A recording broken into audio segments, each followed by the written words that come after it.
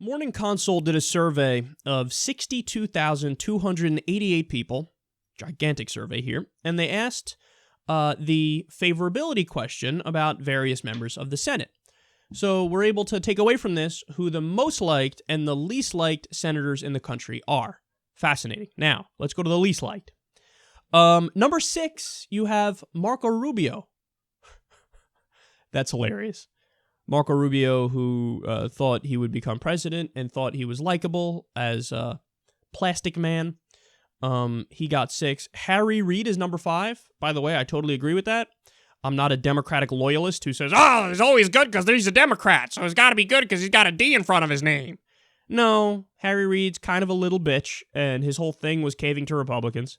And the saddest part of it is he actually was stronger than Obama on some issues. So that shows you that, you know, roaring lion Harry Reid was somehow even stronger than Obama on some issues. Pathetic. But yeah, I agree with that. He's also a massive sellout too. And we have number 4, Orrin Hatch. Orrin Hatch is, of course, a Republican from Utah.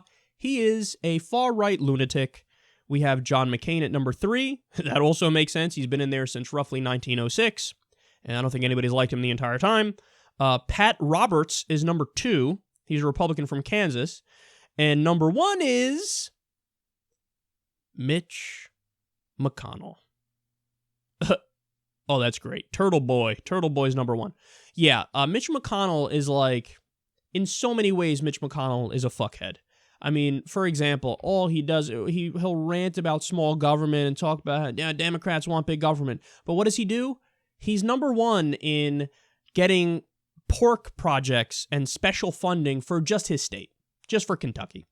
So, small government, small government, small government. Then he's like, oh, socialism for my people? Gimme, gimme, gimme, gimme, gimme. And then also there's the contradictions and there's the crazy shit and the obstruction against President Obama. There's a million and one things. Okay, so the number 1 and the least liked is Mitch McConnell. Now let's go to the most liked. Number 5, we have Patrick Leahy, a Democrat of Vermont. Number 4, we have Angus King, an independent of Maine. Number 3, we have John Hoeven, a Republican of North Dakota. Number 2, Susan Collins, Republican of Maine.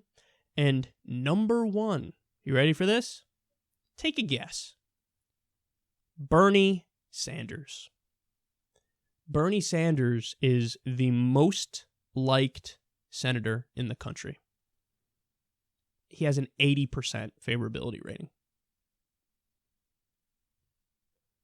You know why that is, right? Because, and I'm sure you've heard this from people on the right. I've heard this from people on the right. You know what they say? They go, look, agree or disagree with that guy. He is in no way gonna ever bullshit you. He's going to tell you exactly what he feels. He has zero ulterior motives, and I can agree or disagree with him, but that guy is a good guy. That guy's a decent dude. And we've spoken about this before, man. Why do you think Bernie overwhelmingly gets independents compared to Hillary Clinton? Why do you think Bernie, again, I've argued this. Some people have laughed in response, but they have no counter-argument. You do know that if the general election was Bernie Sanders versus any Republican, he's going to get crossover votes. He's going to get Republicans who vote for him. Why? Because they go, okay, I'm for everything that he says on, workers' rights, for unions, on free trade. And he doesn't have the downsides of somebody like Trump, who occasionally says decent things on trade, but then Trump every once in a while will say something as stupid as, we need lower wages in this country. So Bernie Sanders, there's no contradiction. He's unflinchingly for workers, and even people on the right can recognize that and say, look, I might disagree with this guy on social issues, but fuck, I got a pay cut or I just lost my job at the plant, and I need somebody who's going to look out for me, and this is the guy to look out for me. He's argued passionately to increase Social Security and Medicare and Medicaid. Yeah, people look at that and they go, I like that. Now, this is where Hillary Clinton and her minions would say, yeah, rainbows and unicorns, that's what this guy's promising. But wait, have you ever taken a second to listen to the counter-argument from Bernie when you say that?